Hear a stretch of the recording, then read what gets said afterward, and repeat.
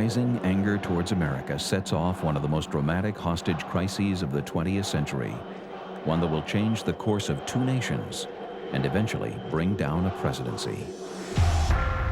I don't think that the Carter administration really understood the intensity of the firestorm in which they were about to be caught up. While the world watches, another drama involving Canada and the CIA unfolds behind the scenes. I mean, lives were literally at stake. These were people who were in trouble. We were in a position to help them, and we sought to help them. If we had been caught being hung in the city square or decapitated or whatever they wanted to do would be probably their first option. For some, the secret mission is considered one of the most dangerous diplomatic operations in Canadian history. For others, it is known simply as the Hollywood option.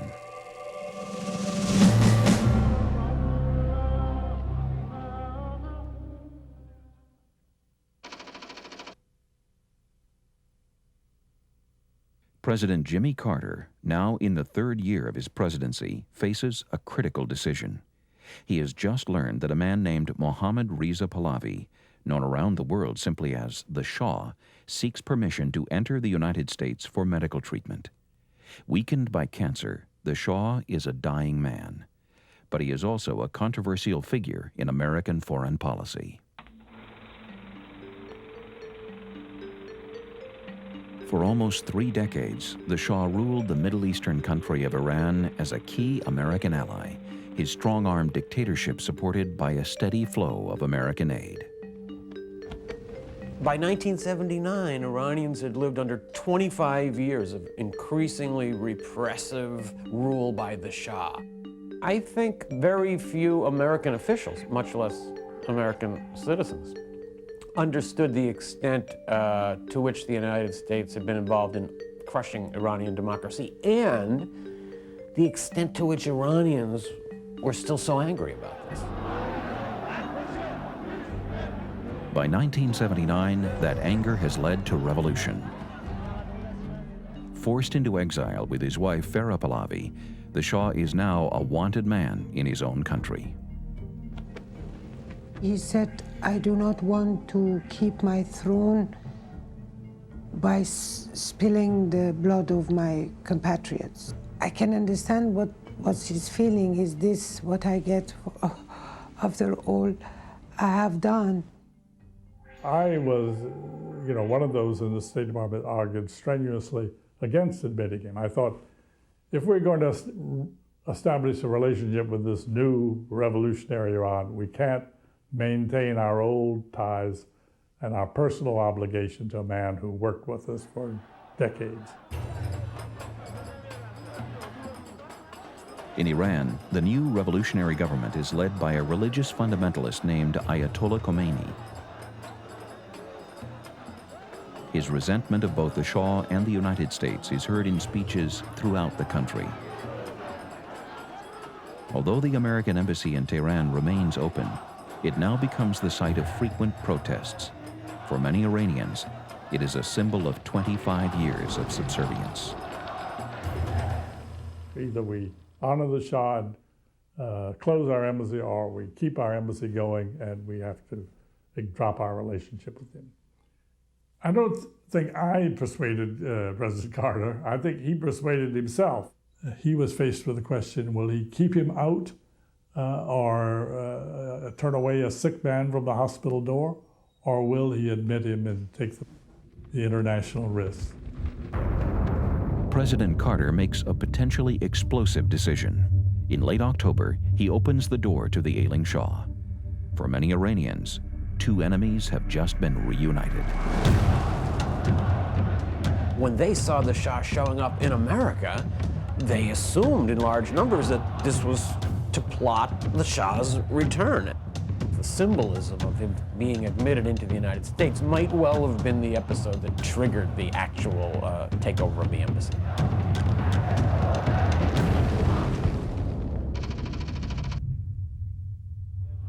Within 2 weeks of the Shah entering the United States, a crowd of revolutionary students gathers outside the American embassy in Tehran. Inside, more than 60 Americans and 30 Iranian staff members are at work in a collection of buildings. It began as any normal day. There were the usual bunch of demonstrators out in the street, several thousand, and we didn't pay a whole lot of attention to that. That was sort of part of the normal routine. By mid-morning, the protest takes a menacing turn.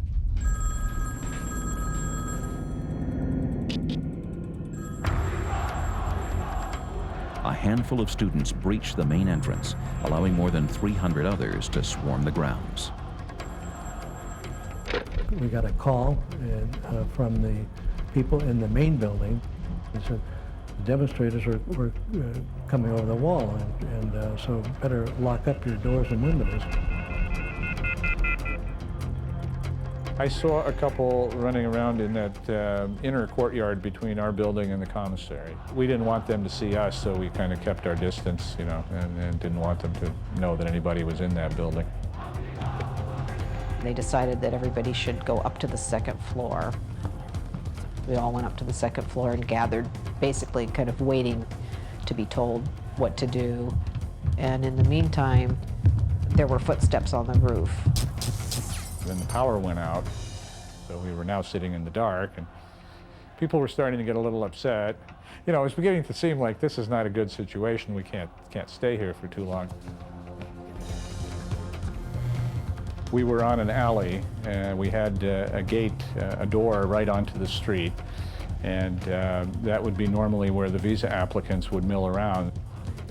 We sent all the visitors out first, and then the local employees, and then the 10 Americans were the last to go out.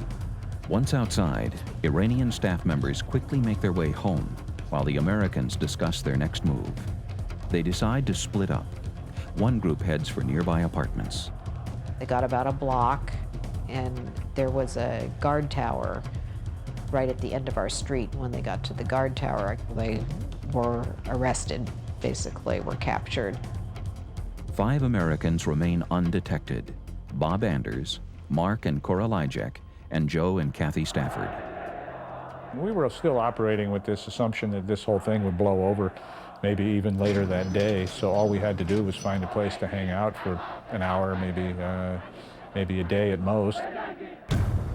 The group tries to make a break for the British Embassy, only a few blocks away. It seems to me we didn't make very many turns, but when we turned onto the main street to head toward the British Embassy, there was a demonstration going on there as well. And we got out of the way where people couldn't see us and talked for a few minutes trying to decide what to do, because we were not going to fight our way through a demonstration to get to the British Embassy.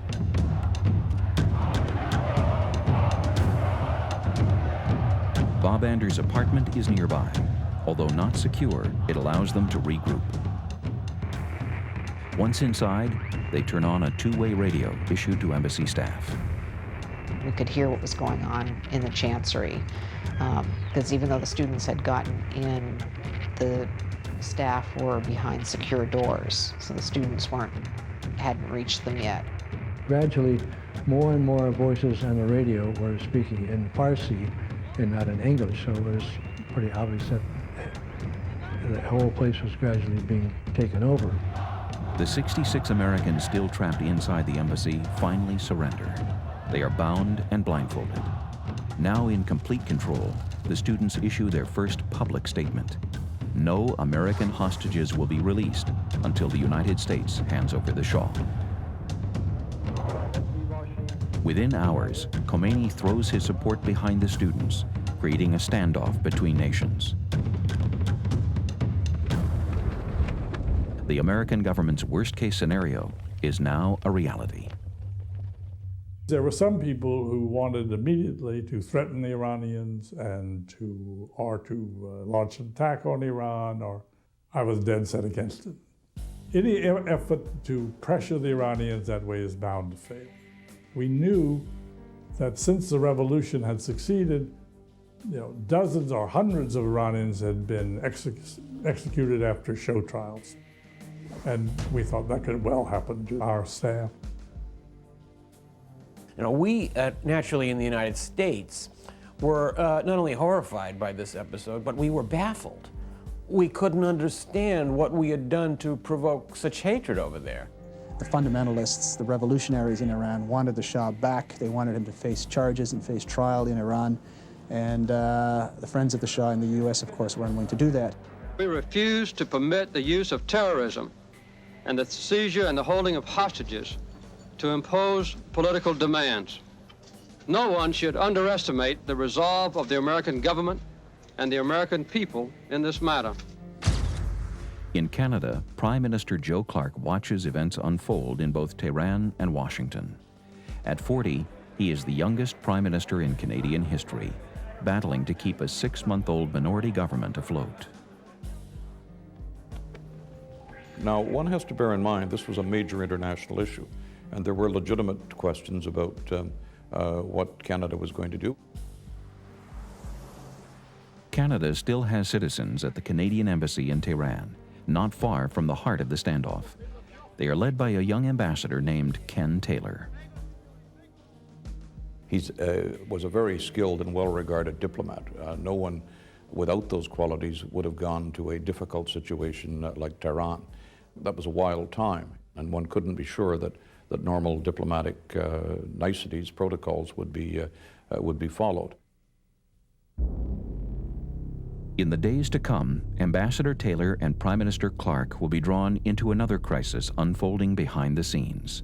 Not far from the embassy compound, Bob Anders, the Lijeks, and the Staffords remain in hiding. Separated from more than 60 of their colleagues now held at gunpoint, they are fugitives inside of Iran.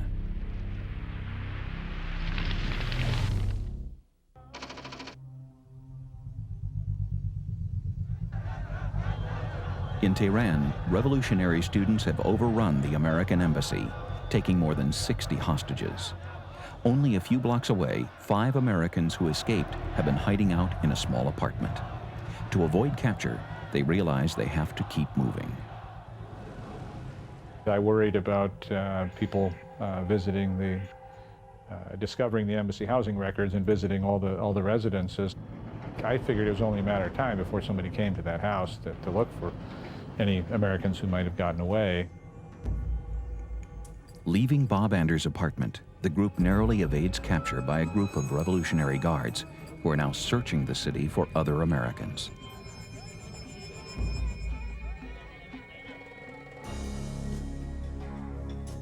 After 4 desperate days, Bob Anders makes an important phone call. He contacts his friend John Sheardown, Chief Immigration Officer at the Canadian Embassy. I'll never forget how he answered. He said, well, where are you? Why the hell didn't you call sooner? You know. And then he advised us that he had other people, he advised me that he had other people with him, and I said, well, we got lots of room, Bob. Bring them along. John and I had no hesitation in making that decision because we were well aware of the hostility towards the Americans, or towards foreigners as a whole. It was the right thing to do. In the wake of the call, Sheardown quickly consults with Canadian Ambassador Ken Taylor.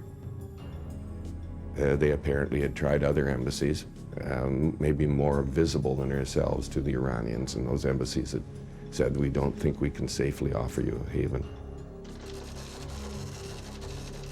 Sheltering the Americans could have grave repercussions. They seek their government's approval in a top-secret coded message. It lands on the desk of Canada's Secretary of State for External Affairs, Flora MacDonald. She is the first woman to hold the high-profile position. This came as a great surprise to me, obviously. And of course, the whole situation with regard to Iran, with regard to the takeover of the American compound, was something that I had to follow very carefully. In the House of Commons, Flora MacDonald breaks the news to the young Prime Minister, a move that will initiate one of the most dangerous diplomatic operations in Canadian history.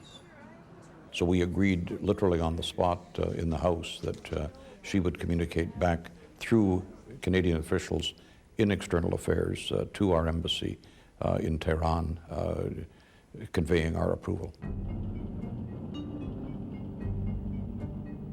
An American car carrying the 5 fugitives moves through a quiet residential street in northern Tehran. As a signal to the group, John Sheardown is outside watering his lawn. I wanted to get them under cover as quickly as possible, so I opened our garage door. Once inside, the group meets John's wife, Zena, and Ambassador Ken Taylor. So they welcomed us, and we were very, very happy to be there. And the fact that it was a government that was protecting us was reassuring. I think Ken also said that, the Prime Minister had personally approved our being there. We had found the obvious good hiding place. If there was one in Tehran, this was it. To divide the risk, it is decided that Joe and Kathy Stafford will stay with Ken Taylor and his wife Pat. Bob Anders and Mark and Cora Lijek will remain at the Sheardowns. Once settled, the group gets the first glimpse of the fate they have so far escaped.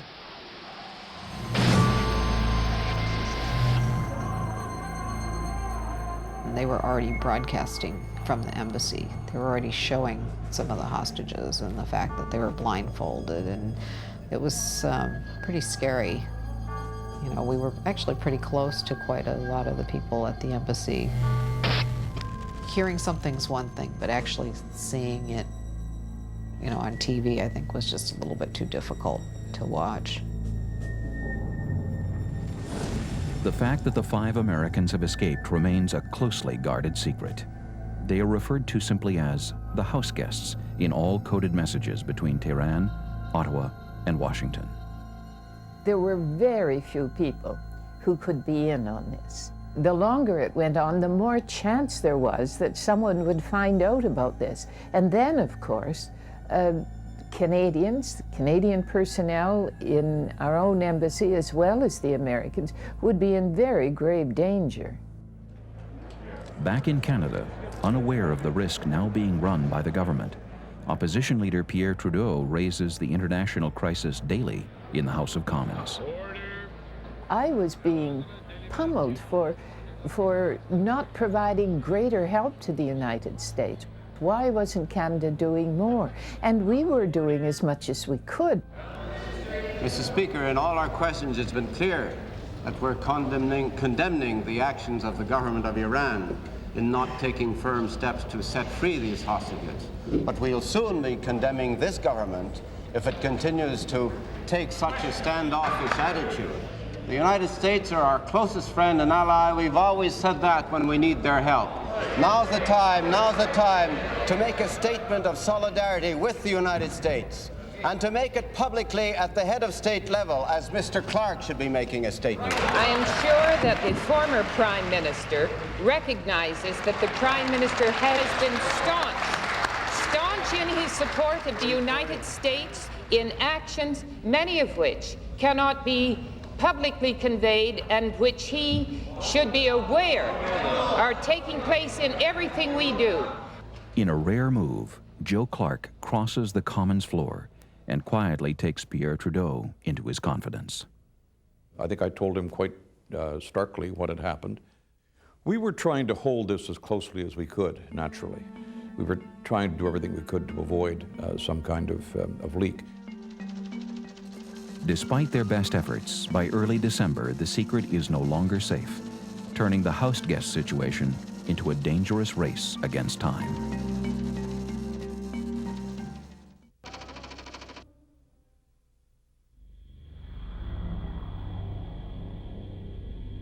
The hostage crisis is 15 days old.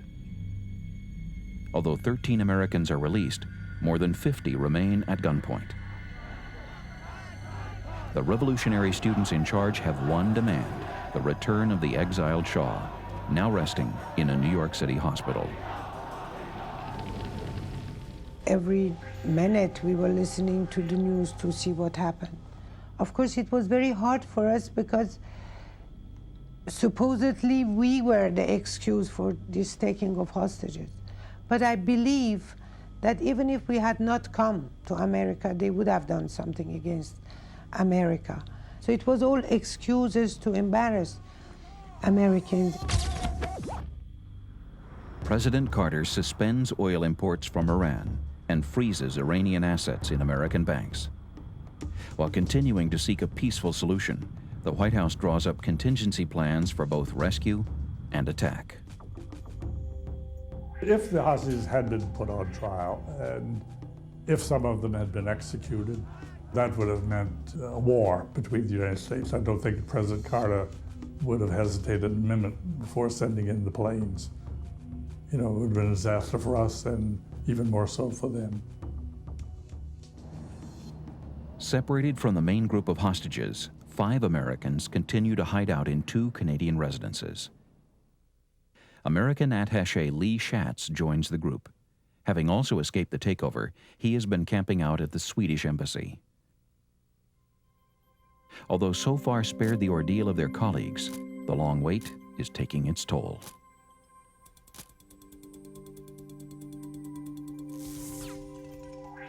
Each day is the same, and you have no control over the situation. There's really nothing much you can do. They had to be suffering from cabin fever because they seemed to be indoor. I mean, they had to stay indoors, out of sight for so much of the time. We knitted together as a group. We cared about each other as a group, as a family. I think that we and the Canadians assumed that if we were ever found, that we would all end up in the same place together. So they took a great risk. As we were there longer and longer, we began to feel like something needs to be done to get us out of here. With the chance of exposure growing by the day, Ken Taylor and his staff at the Canadian Embassy come up with possible escape plans for the small group. We began thinking of how are we going to get our friends out of here. That is overland, a pretty desperate way to go. There was the possibility of going to the Abadan and going through to an oil tanker. There was a possibility of going out into just outside the city limits of Fairmount and having a helicopter come down. We went through everything. Given the risks of overland travel, the best option is to have the group leave through the airport under fake Canadian identification. But getting input from the U.S. State Department proves difficult. We had come up with these alternatives, but nothing much seemed to be happening, and they weren't our diplomats. We didn't feel a sense of urgency as we did with the main group of hostages. Canada had a different problem than the United States did. The United States defined their problem as 50 people still in captivity. We defined our problem as having 6 people we had to get out, because if we didn't get them out quickly, they would be in danger, but so would Canadians. At a NATO meeting in Europe, Flora MacDonald confronts U.S. Secretary of State Cyrus Vance. And I said, you know, if you're not going to do anything to cooperate to get these people out of Tehran, then what I'm going to do is put them on bicycles and have them bicycle north and west and over the border into Turkey. I think he was somewhat taken aback when I said this, but nevertheless it was enough to show him that we were concerned. With his experience inside Iran, CIA officer Antonio Mendez arrives in the nation's capital, assigned to work closely with the Canadians on an escape plan. Canada understood the stakes that we were playing for and were willing to, bravely step up to the plate. Canada was able to make decisions much quicker than I think than the U.S. was. There were 3 pins. There was Washington, Ottawa, and Tehran. Ken Taylor was the guy in the field, and I was the guy at headquarters, and we were communicating through Ottawa. The group agrees the airport in Tehran is the best escape route. But first they must come up with a cover story to explain what 6 travelers are doing inside Iran. Proposed options include nutritionists, oil industry technicians, and school teachers, each one posing its own risks. Those groups that we knew were going were typically either well known to the Iranian officials or closely controlled. We wanted somebody who could just surface in country and look like they got there for some innocent purpose. Simultaneously, Flora MacDonald searches for a way around a critical obstacle, securing legitimate Canadian passports for the American house guests. The law says only Canadians can get Canadian passports. If non-Canadians were to receive Canadian passport, it would have to be done through this special order in council. That was going to take some maneuvering because there were only a few people, 2 or 3 others in cabinet who knew anything about this. Flora consults with Prime Minister Joe Clark. Together, they come up with a plan to conceal from cabinet the secret mission that is now unfolding. Mr. Clark and I worked out that somehow this would be the last item on a very heavy cabinet agenda, that we would leave it till the end. And then as I introduced it and started to explain what it was about, Mr. Clark would interrupt me. I said, I don't think there's any need for discussion on this without explaining what was at issue. And the meeting broke up. And I went off with approval to issue these passports. In Washington, the CIA forges Iranian visas into the passports. That same week, with identification in place, Mendez strikes on a bold idea, one whose very strength lies in its improbability.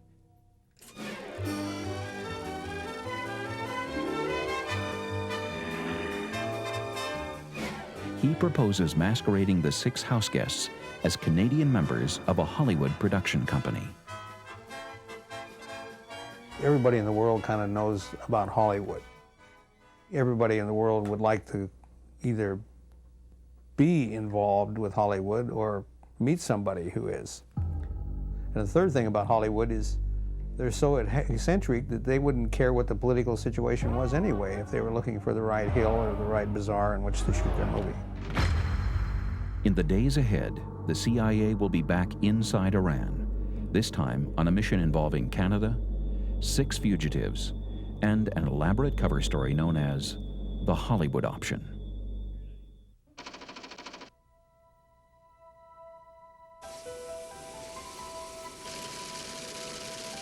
While preparing to help 6 Americans escape from Iran, the Canadian embassy braces itself for the possible fallout. They destroy classified files and scale back staff to a skeleton crew.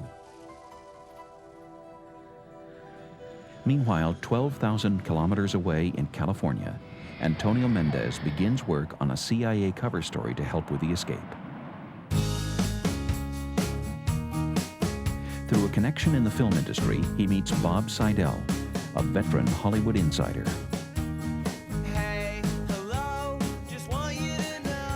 I was introduced to him as the guy from the CIA. He explained that there was a problem and they needed some assistance, and would I be available? I said, sure, I'm available. I'm in between jobs. What else? Together, Mendez and Seidel formed Studio 6, a fake company named after the 6 house guests trapped in Iran. Studio 6 was about implementing a fantasy. We created this entire concept on paper on Saturday from maybe 8 o'clock in the morning until it got dark. We basically created 6 fictional characters. We gave them backgrounds, we gave them schooling, we even gave them motion picture credits. Studio 6's fake movie project is named Argo. We commandeered a script that had another name. It was a project that was defunct. And it was a sci-fi, mythological kind of story. We just took the cover off of it, and everywhere in the script where it mentioned the name of the movie, we changed it to Argo. There's an underground market in Tehran, and this was going to be the reason that this location crew was in Tehran, is they were looking at that as locations for this science fiction movie. We needed a cover that would stand up to scrutiny. We went ahead and rented the space with it furnished, put in phone lines, and we put in 3 lines. The first 2 phone numbers are listed on business cards printed for the house guests. The 3rd number is known only to Mendez, to be used in the event of an emergency. And my wife got into the act, and we recruited her to be office secretary, and she answered the phone. As soon as all the articles hit the Variety Reporter, we started getting phone calls. Everybody I knew in the business wanted a job.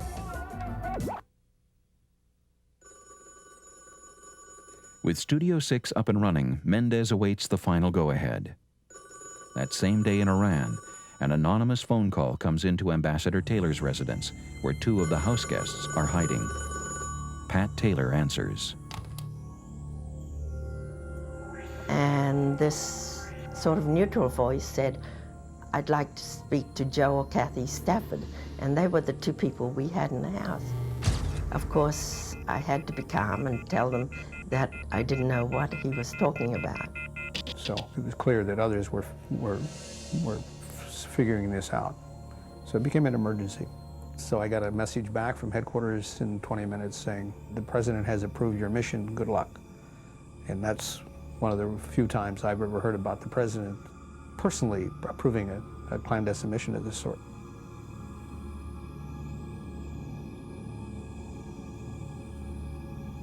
A Canadian diplomatic pouch quietly arrives in Iran by courier. Along with passports, it includes driver's licenses and credit cards provided by Ottawa. It also contains documents for the Hollywood option and 2 backup scenarios involving businessmen and school teachers.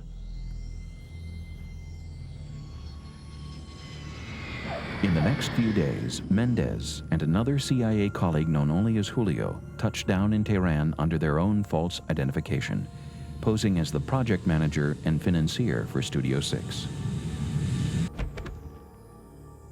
That afternoon, the CIA team meets with Ken Taylor and Roger Lucy at the Canadian Embassy, where a critical problem surfaces.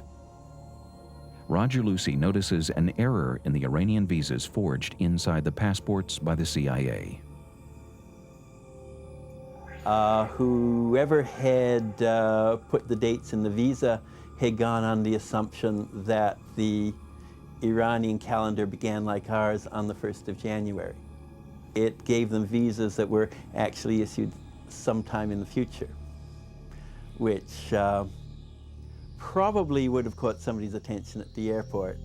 When he found that out and sent that information back to us in Ottawa, I mean, we were, what now? I mean, has the whole cover been blown? Working carefully, the group fixes the problem on the spot, hoping the alteration will escape notice.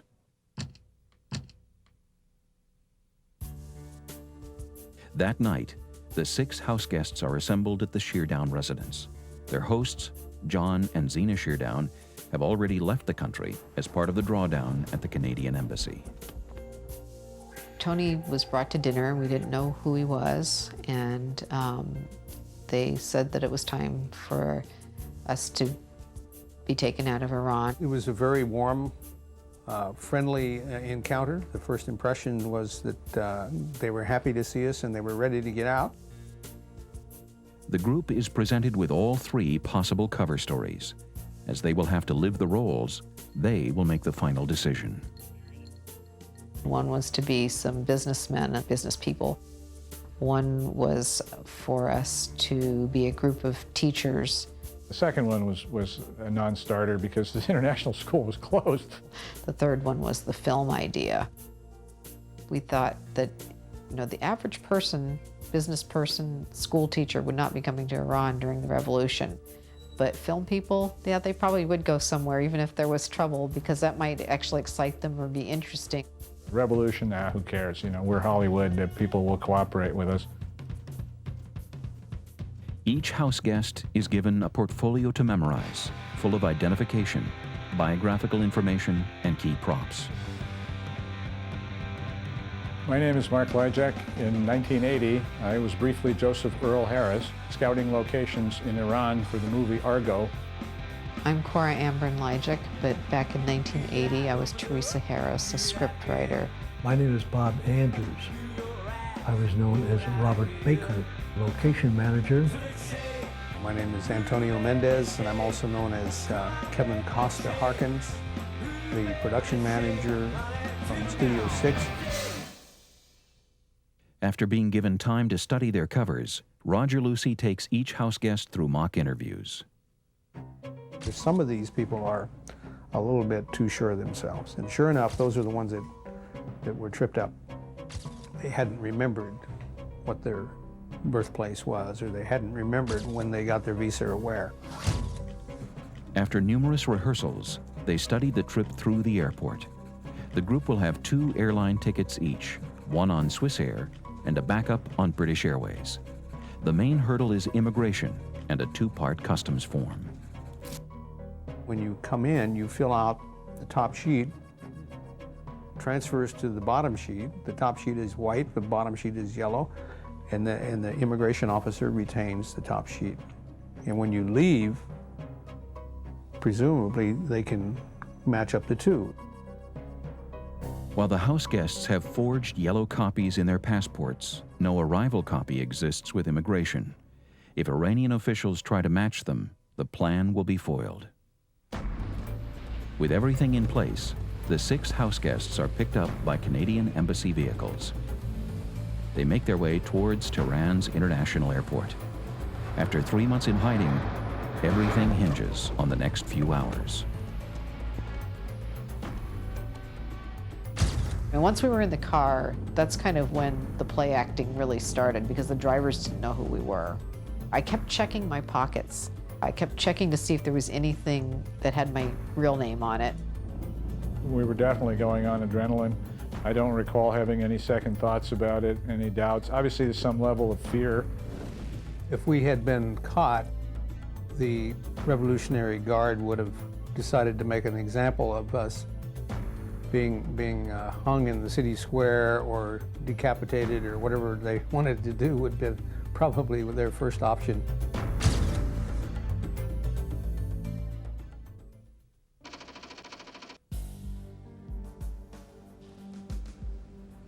Just before dawn, 6 fugitives approach Tehran's international airport. Posing as members of a film company named Studio 6, they plan to fly out of a country that still holds more than 50 of their compatriots at gunpoint. Inside the terminal, Antonio Mendez has arrived early. They were looking in, they saw me. That way they got the signal that it was okay to come in past the security people. I was pretty nervous going into the building. When we entered, there was a fairly large open room initially where the airline counters were. We went to the ticket counters and got our boarding passes. There were some armed guards around, the self-appointed Revolutionary Guards that were monitoring the airport. After checking their luggage, the group moves towards immigration, the main barrier standing between them and their freedom. Lee went first and Tony Mendez went last, and we kind of deliberately spaced ourselves out so that even though on one level you could tell we were a group, we weren't supposed to all go through together. It's the principles of magic and illusion. It's stage management. Immigration's the choke point. This is where you have to lay down your documents along with the yellow sheet and hope that the guy doesn't go in the back room and try to find the white sheet for everybody. Trying to remain calm, the group hands in their passports and forged customs cards. The immigration guy looked at our collection of documents, got up, and went into the back room. So that was an anxious moment. What is he doing? We toyed briefly with the thought of just walking through without having our passports stamped.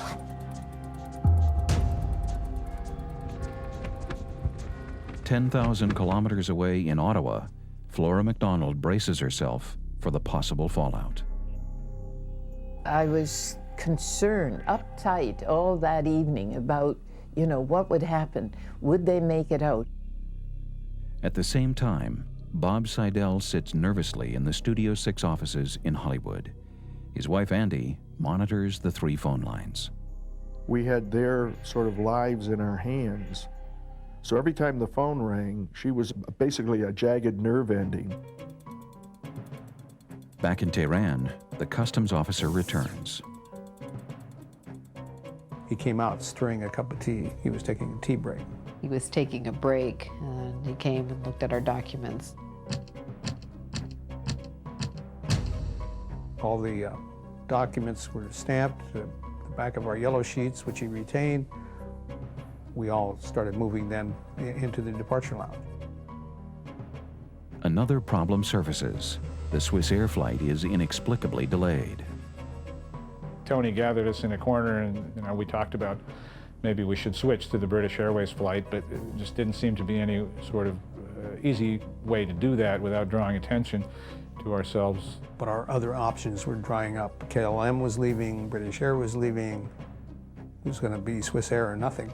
So he said, you know, let's just sit it out and it'll be okay. And it was amazing. After 20 minutes, they said everything was fine and we could board the plane.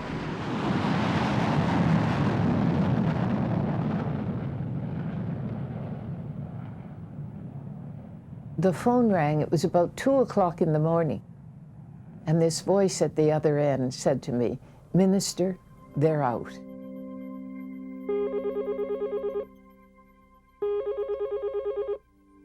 At Studio 6, the emergency line rings for the first and only time.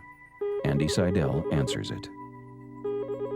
She came to the door of the office I was in, as white as a sheet, said, "The phone just rang." And I said, "Yeah, I heard it. Who was it?" She says, "No, the phone, the line just rang." And all somebody said was, "We're out. And everything's okay." In Tehran, those left at the Canadian embassy prepare for their own departure. They issue a final coded message. We had sent one that we mission accomplished in a sense, and we soon got a reply back that was very, very short, very succinct, and the closing line was, will go down, at least in my mind in diplomatic literature, was, "See you later, exfiltrator."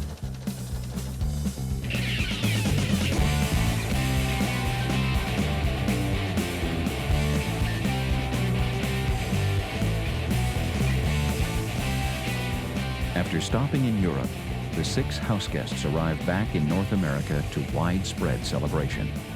Canadian Ambassador Ken Taylor is swept up on a wave of American gratitude, receiving a hero's welcome.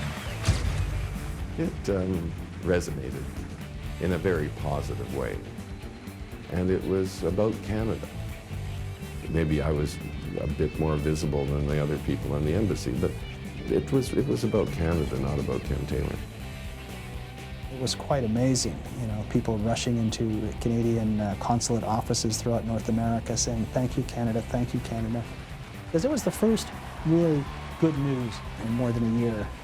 And suddenly the Americans had a very good friend, and a friend who had taken a chance, who had taken a risk on their behalf.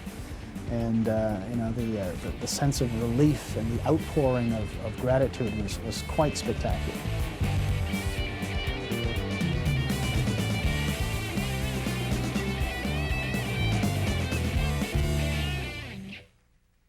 For the safety of the hostages still inside Iran, all details of the CIA's collaboration with Canada are kept secret. After only 1 month in business, Studio 6 quietly closes its doors.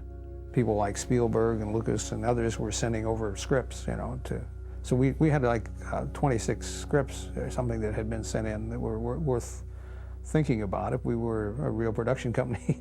We just sort of faded into the mists like Brigadoon, and nobody knew anything about it.